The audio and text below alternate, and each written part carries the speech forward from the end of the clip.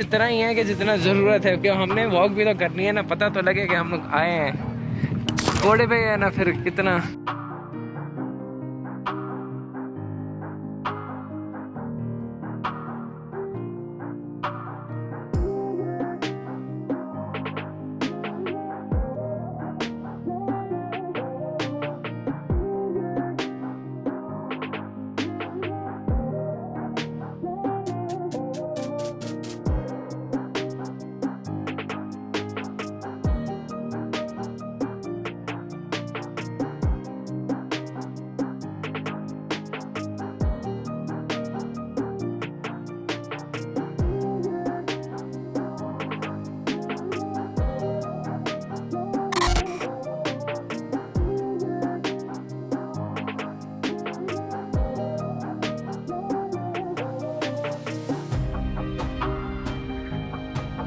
किसी दूसरे के खातिर अपनी खुशी कुर्बान कर देना, ये भी इंसानियत की मेराज है।